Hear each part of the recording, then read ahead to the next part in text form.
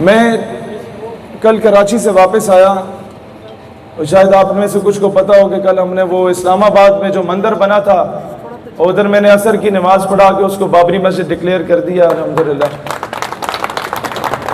हमने ये 14 अगस्त कराची में मनाई। तो 3 दिनों में 12, 13, 14 में कोई 20 के करीब प्रोग्राम थे। मुझे खुदा की कसम ये तो खुशी है कि आवाम आई, रिस्पांस अच्छा मिला, लेकिन 14 अगस्त का बिल्कुल मज़ा नहीं आया। उसकी वजह यह थी कि मैंने जब कराची एयरपोर्ट पे लैंड किया तो सबसे पहले मैं डॉक्टर आफिया सिद्दीकी के घर गया। उसकी वालदा और डॉक्टर आफिया सिद्दीकी की बहन ने जो पहला जुमला मुझसे कहा कि शहीर मुझे बताओ हम लोग किस मुंह से 14 अगस्त मनाएं जब कौम की बेटी अमेरिका के पास है। हम लोगों के लिए सबसे बड़ा एक जिल्लत और रुसवाई का मामला यह है कि हम लोगों ने एक इंपोर्टेड लोगों को ला के जितवा के और वजीर आजम बना के फिर बाहर भिजवा दिया। और उन्हीं के दौर में डॉक्टर आफिया सिद्दीकी का मामला भी हुआ। उन्हीं के दौर में मेरे बलोचिस्तान को भी आग लगी। उन्हीं के दौर में इस्लामाबाद की मसाजिद को भी आग लगी। हम लोग फिर वही बरादरियों के पीछे, जात पात के पीछे, खान मलिक चौधरी के पीछे हम लोगों ने अपने मुल्क का मुस्तकबिल को तबाह किया। खुदा का वास्ता है, आइंदा कोई आया आपके पास उसे के भाईजान साड़ी गली पकी नहीं होती है ना हो खैर है, गुजारा कर लेंगे। और पानी नहीं मिलता ना मिले, साढ़े प्यो दादे भी गदला पानी पीते रहे, असी भी पी लेंगे। साडा ट्रांसफार्मर नहीं लगता ना लगे, गुजारा कर लेंगे। स्टाम्प पेपर ते लिख के दे दो कि तुसी जदों जीतोगे तो क्या आफिया सिद्दीकी मुल्क वापस आएगी या नहीं आएगी। ये बात भी कर गए कि मैंने मीरे सिपा तेरी सिपा देखी है, कुल हो अल्लाह की शमशीर से खाली है नयाम। अब इसकी मैं तशरीह बता दूं तो हम पे गद्दारी के लेवल लग जाए।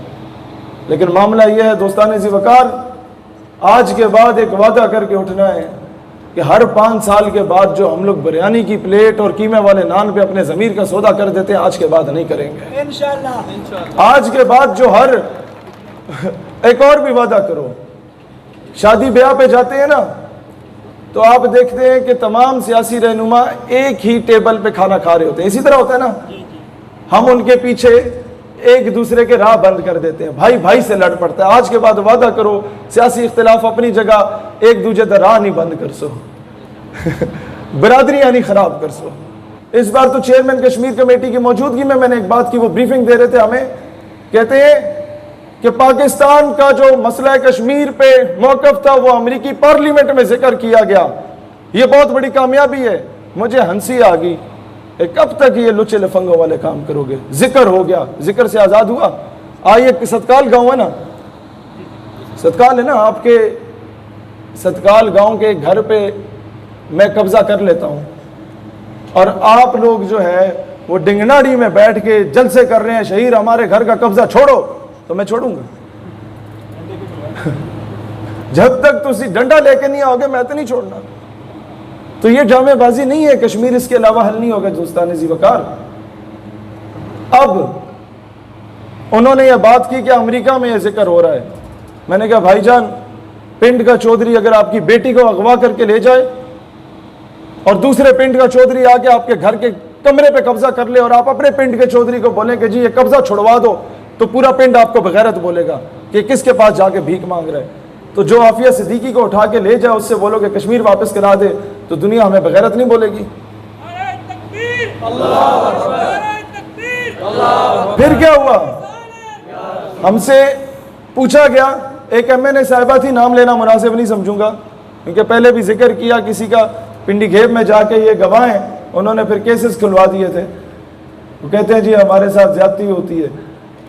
तो हुआ क्या, उन्होंने मुझसे कहा कि बेटा आप बड़े पढ़े लिखे लगते हैं, अगर इंडिया से जंग हो गई जो आप चाहते हैं, तो अगर पाकिस्तान का कोई इलाका बांग्लादेश की तरह अलग हो गया तो किसकी जिम्मेदारी होगी, तुम जिम्मेदारी कबूल करोगे? मैंने कहा जी मोहतरमा मैं जिम्मेदारी कबूल करूंगा। कहती है कैसे? मैंने कहा वो ऐसे कि कल को 200 साल के बाद मौर्रिख अगर तारीख लिखेगा तो वो ये जरूर लिखेगा कि पाकिस्तान हारे हुए लश्कर में था, लेकिन मोरख ये कभी नहीं लिखेगा कि पाकिस्तान बुज़दिल और बगैरत हो चुका था। और फिर एक जगह पे एक हुकूमती नुमाइंदा जिक्र कर रहा कि कश्मीर में मैदान करबला बरपा है।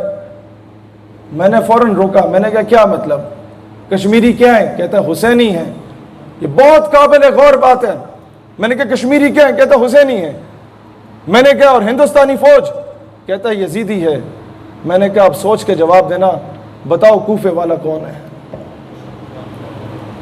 दोस्तान ज़ीवकार, खामोश उम्मत हमेशा कूफे का किरदार अदा करती है। डरो उस दिन से जिस दिन तुम्हारा और हमारा शुमार उनमें हो जाए। डरो उस वक्त से जब दुनिया ये बोलेगी कि कश्मीर की मां बहन बेटी की इज्जत को पामाल किया जा रहा है और हम लोग चूड़ियां पहन के बैठे हुए हैं। हम लोगों को दांतों के जलसे बड़े पसंद है, तो हाकिम वक्त भी दांतों का जलसा करा के हमारी तवज्जो बटोरता है। हमें कुत्ते बटेरे और मुर्गे लड़ाना पसंद है, हाकिम वक्त भी यही करता है। हमें ढोल ढमक्का पसंद है, हाकिम वक्त भी यही करता है। काश कि हम हर गली मोहल्ले से जहाद की सदा बुलंद करते, शायद हाकिम वक्त भी कश्मीर में घोड़े दौड़ाने की बात करता। हम लोग खुद बेहस हो चुके हैं, हम लोग खुद ये चीज नहीं चाहते। हमने खुद दुकानों पे लिखा हुआ है कि कश्मीर की आजादी तक उधार बंद है, यानी कि हमने मजाक बना के रखा हुआ है इसको। आज मैं पूछता हूं CNP वाले से, जिसने बात की कि जनाब इजराइल की हिमायत पे ये बात की जा सकती है,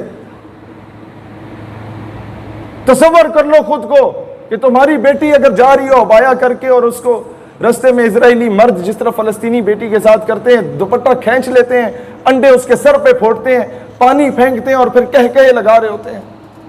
तसव्वुर कर लो कि तुम्हारी बेटी को बरहना करके मस्जिद में स्पीकर के सामने उसके साथ जिनसी ज्यादती की जाए और पूरा मोहल्ला उसकी आवाज सुने। तसव्वुर कर लो कि तुम्हारे बच्चों के ऊपर व्हाइट फास्फोरस तेजाब फेंका जाए और जिस्म गल जाए और तुम देख रहे हो। अगर तुम में इतनी गैरत होती, मां बहन बेटी का पास होता, तो शायद तुम ये जुमला ना कहते, ये प्रेस कॉन्फ्रेंस ना करते। आज के बाद कोई महकमा हो, उसका शख्स हो, किसी इदारे का शख्स हो, हुकूमत का शख्स हो, ऑपोजिशन का शख्स हो, किसी सियासी या मजहबी जमात का शख्स हो, यह बात याद रखिएगा। आपको मेरी बातें शायद नागवार गुजरे, ये पार्टियां बाद में है, इस्लाम और पाकिस्तान पहले है।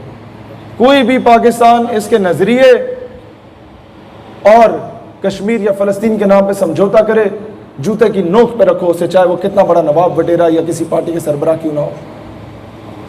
ये कौम जब तक खुद जाके मिन्नतें करेगी ना, खुद जाके भीख मांगेगी, याद रखना भिखारियों की इज्जत कभी नहीं होती, कभी भी नहीं होती।